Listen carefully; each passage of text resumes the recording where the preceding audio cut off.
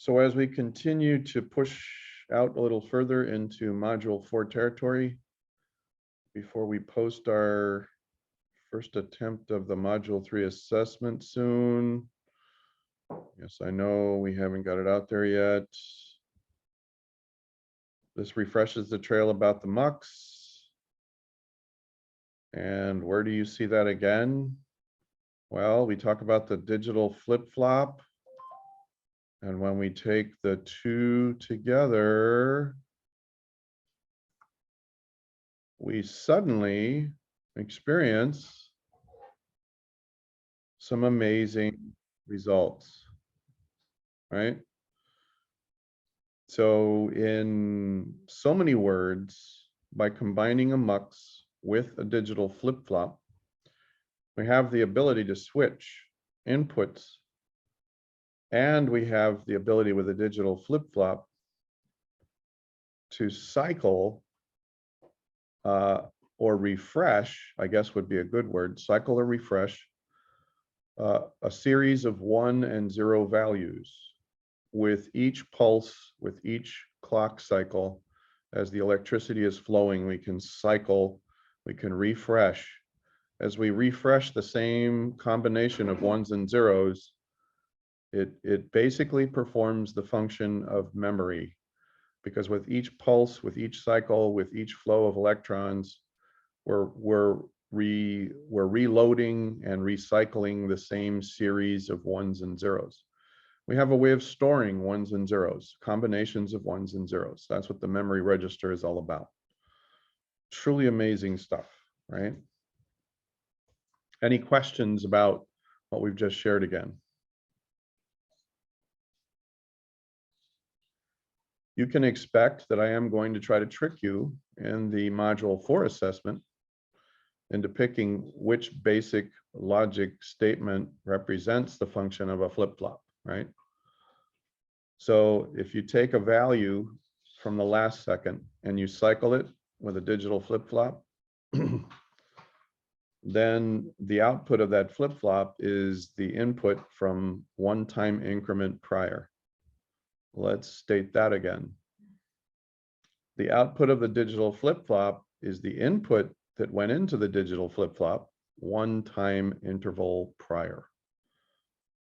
So that is significant, and that particular logic statement is also a very important idea associated with the digital flip-flop. We didn't go into that with much detail in our last session, but I do want you to understand that there are other similar statements, and what we don't want is for people to get confused about how this logic statement can change when people are trying to do things with conductors and pins. You see here an invalid design.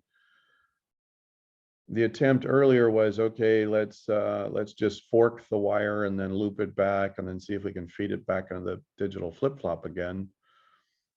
This misfires in part because of the way the logic statements are framed.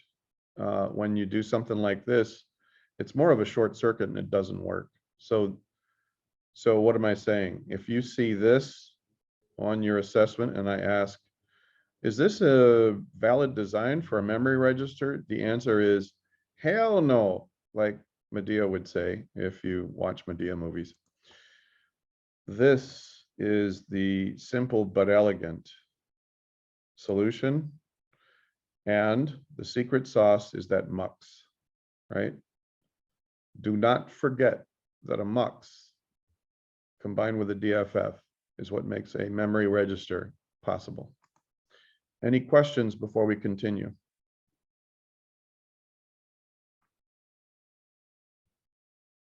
Going once, going twice. Okay, moving right along. We want to take some time this week before we close out the week. Greetings, Elijah. How are you?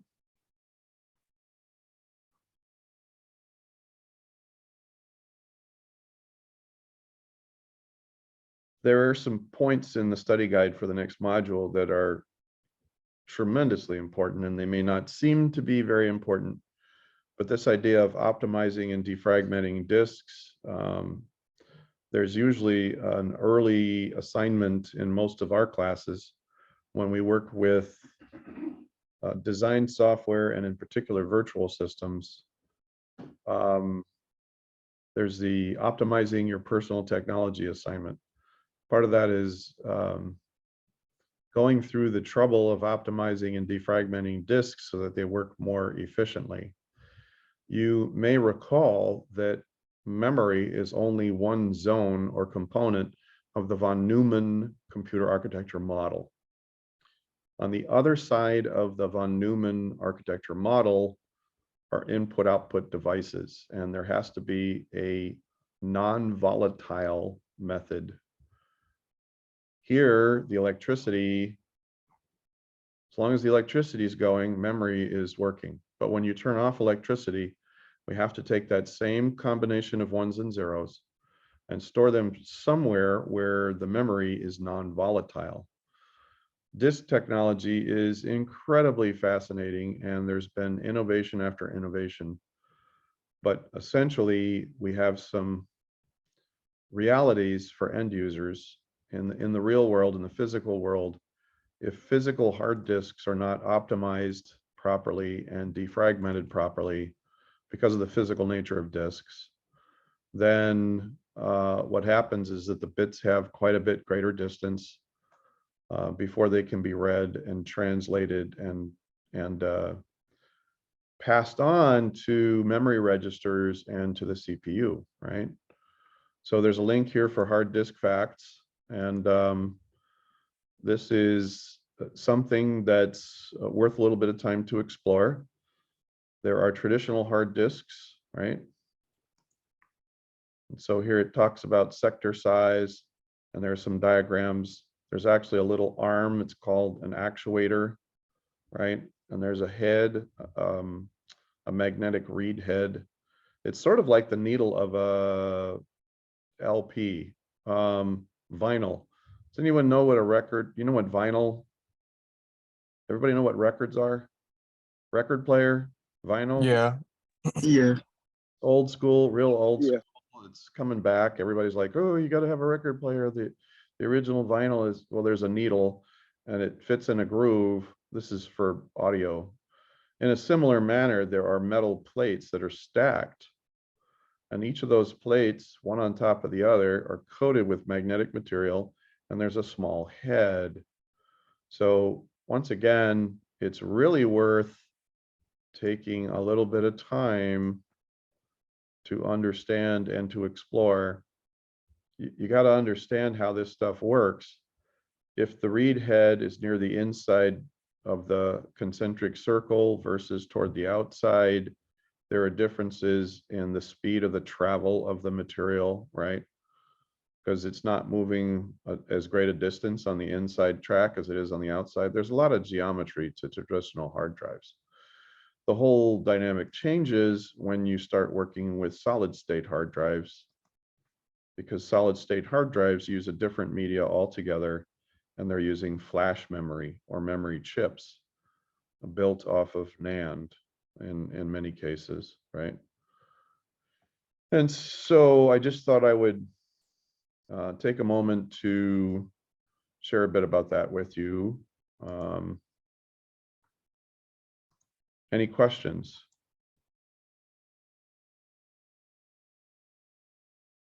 The adder. When we talk about a CPU, the adder is a rudimentary component of a CPU. When you look at the components of computer architecture according to von Neumann, there are three components in the center zone of the von Neumann model. Does anyone remember what some of those are?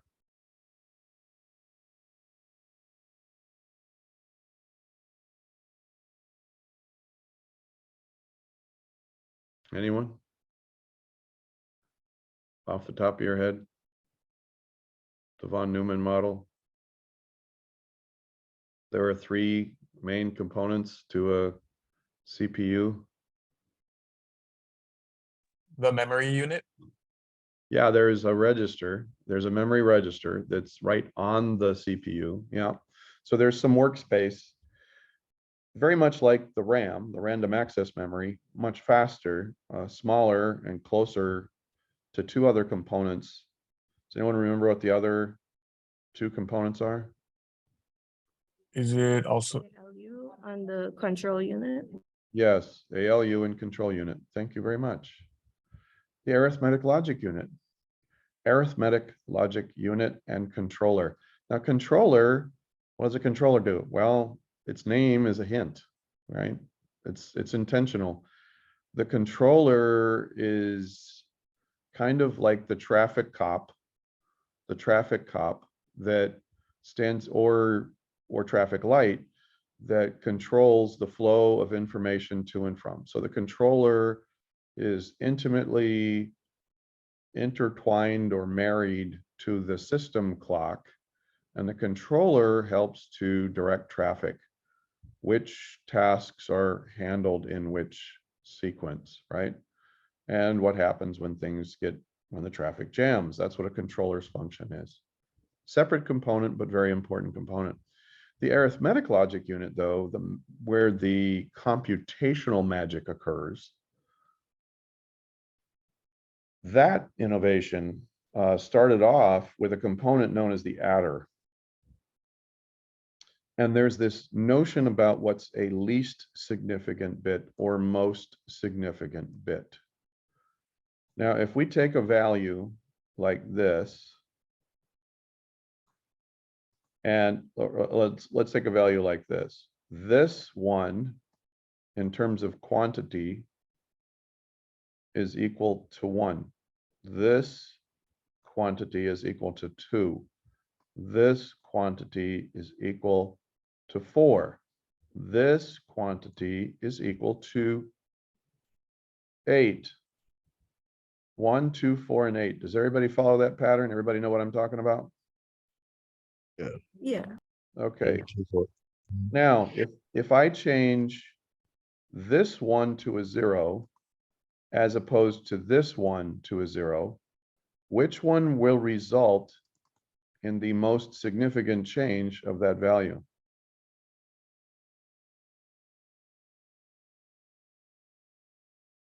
Which one? Quite literally, is it the leftmost one or the rightmost one? If I change either one of those to a 0, which one results in the greatest change of value expressed? leftmost one? Correct.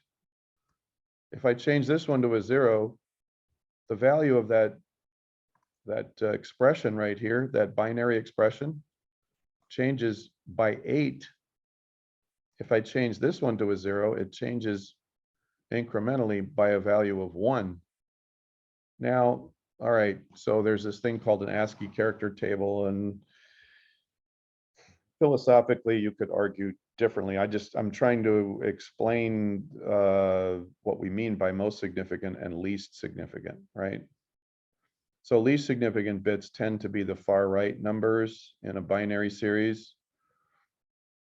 And yes, if you watch the movie Mulan, a single grain of rice can tip the scales and for an entire empire, right? So sometimes a single bit value can be catastrophic depending on what you're doing. But there's a point to this. When you're calculating, there is a flow of ones and zeros. And in some cases, the flow begins with the most significant bits.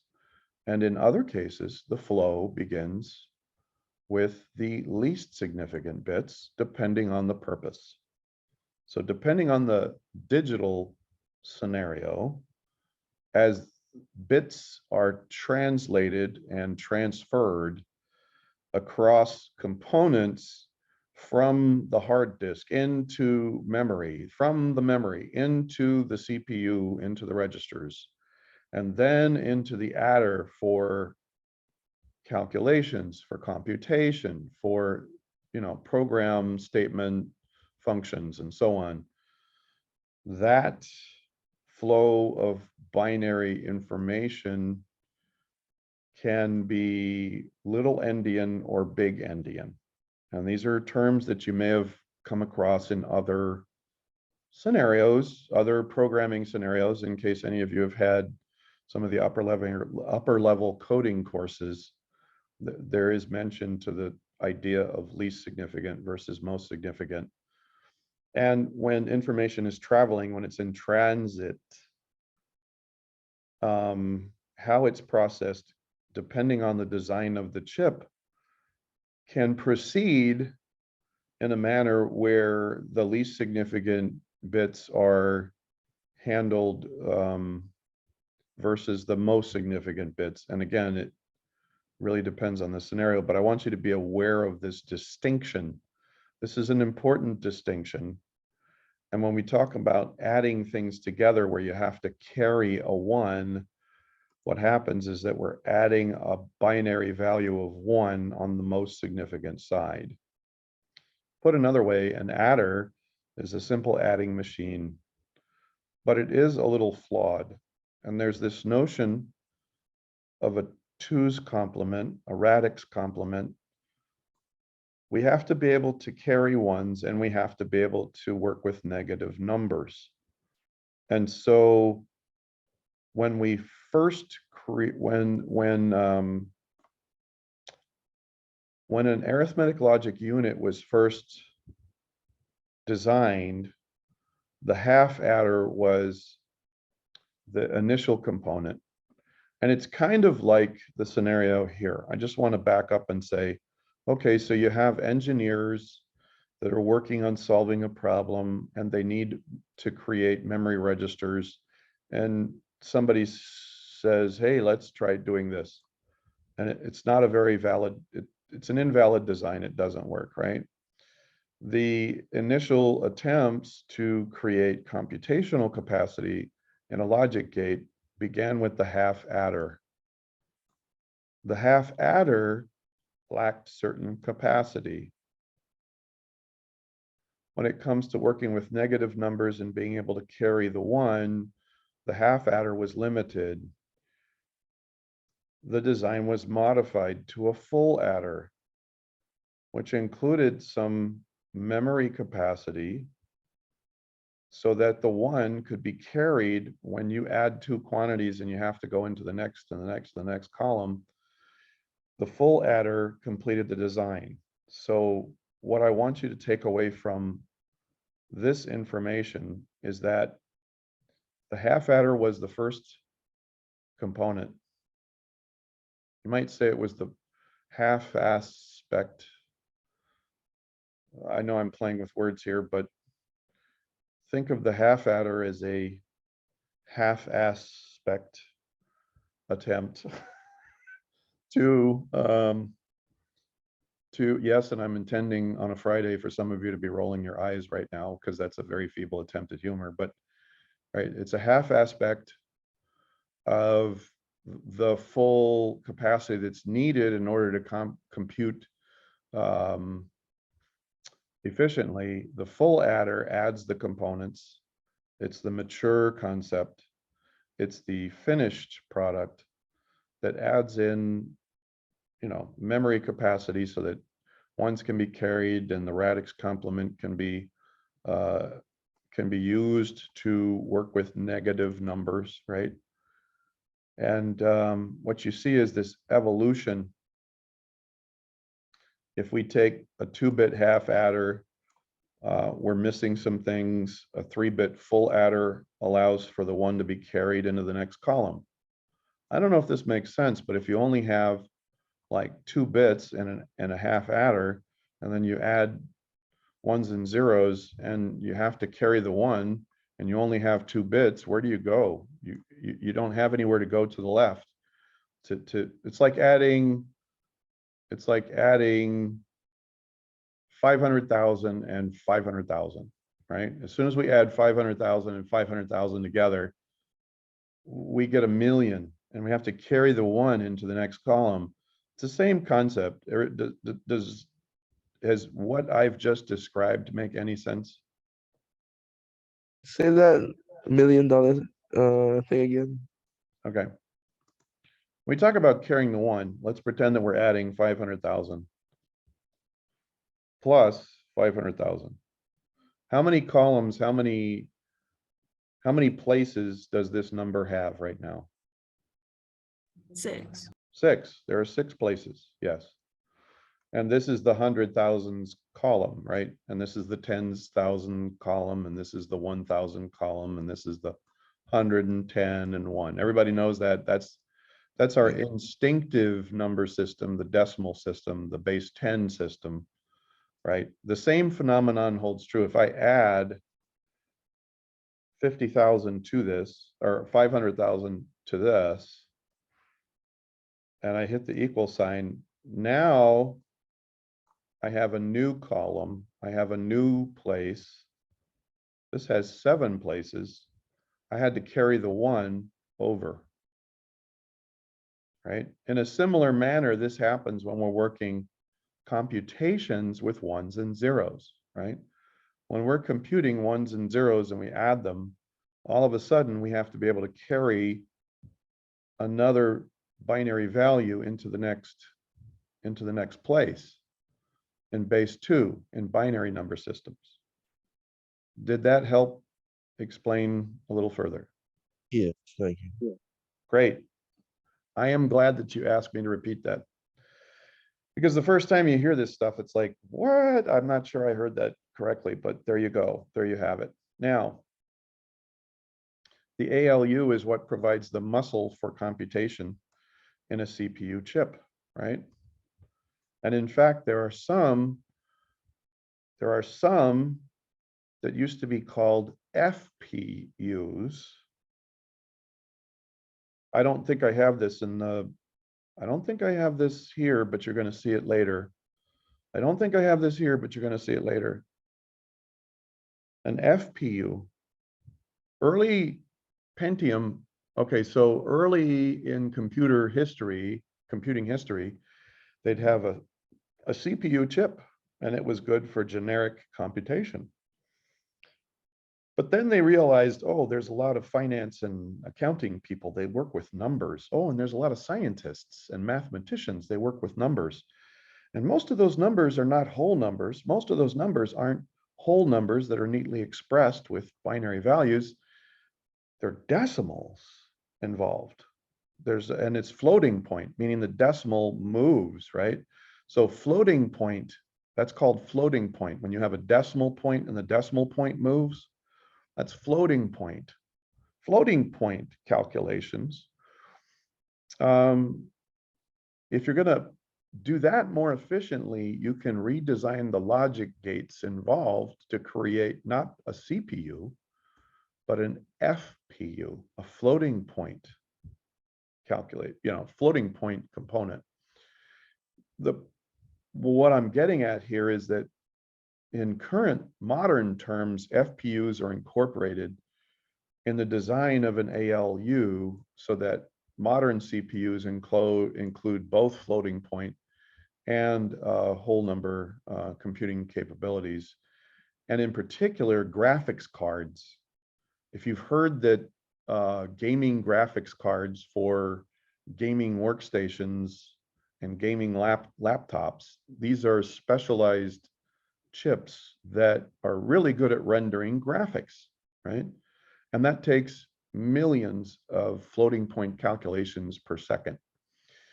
It turns out you can team multiple graphics cards together, and for very little money now, everyone has the capacity to build their own supercomputer. You just stitch 2 or 3 of those graphics cards together, and you use something called OpenGL. I'm oversimplifying, and there's more to it. And we'll get into this more later. In the special topics module, the last module of our class, module 6, we'll be getting into GPUs and how many cores they have. And oh, wow, is that a game changer, right? But in any case, I want you to understand that the whole point about decimals and floating point in numbers with decimals, eventually chip design was enhanced, and there were many innovations to improve the capacity of a CPU to calculate with decimal points as well. And here you have a very basic diagram of an ALU, an arithmetic logic unit with a 16-bit input, right? 16 bits on the X pin and 16 bits on the Y pin. Now, what's not explained in this image, and this is something very important, and then we're going to stop and we'll use the rest of the time in class for additional assistance with assignments and solutions. I want you to see this part right here, which is really, really, really important. Do you see 16 inputs and then 16 inputs, all labeled X sub 0, X sub 1, X all the way to X15, and then Y sub 0? Or do you see a single pin going into the ALU and a single pin going into the ALU?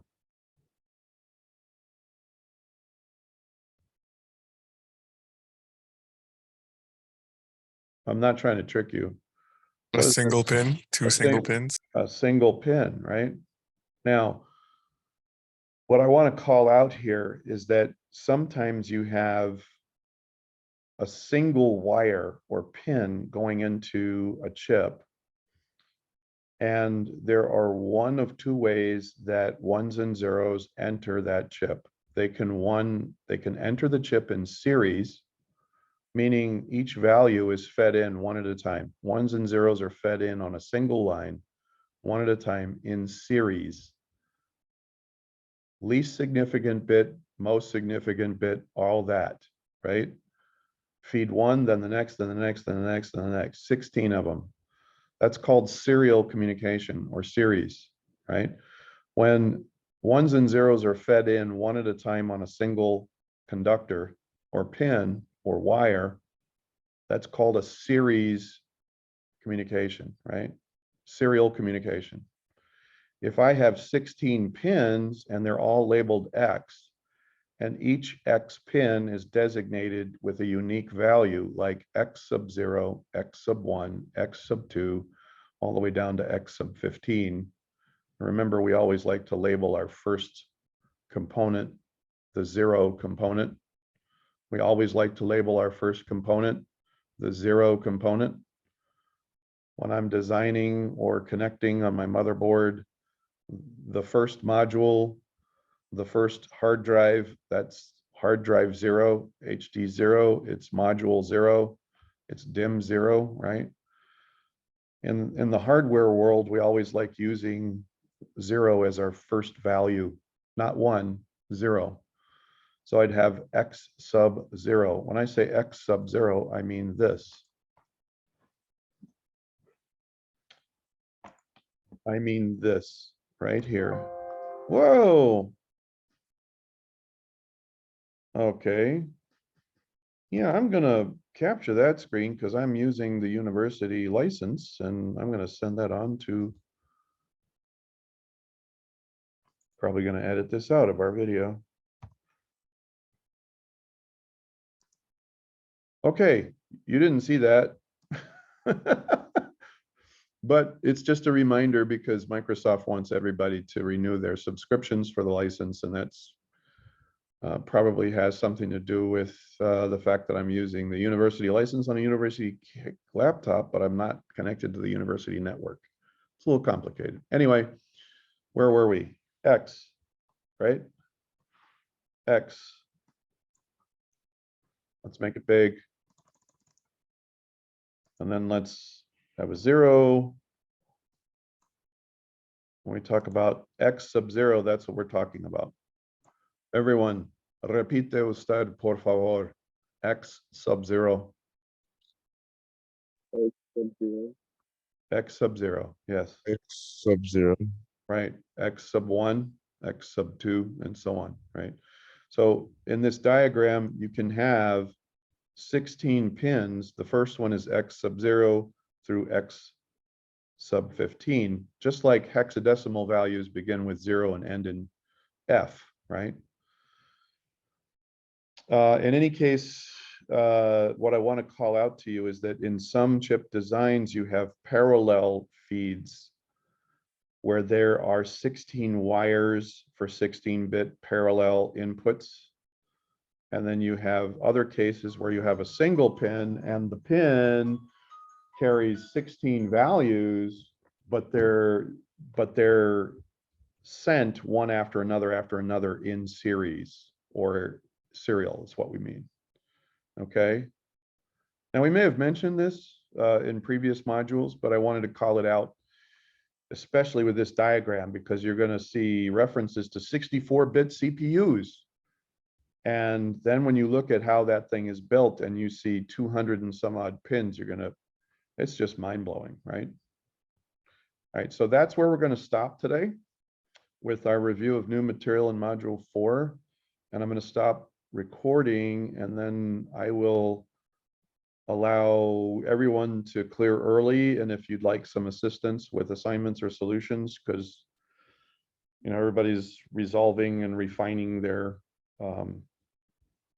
submissions to maximize credit, we'll use the remaining time for that. Does anyone have any questions or concerns or comments about the material we covered just now before we clear the screen?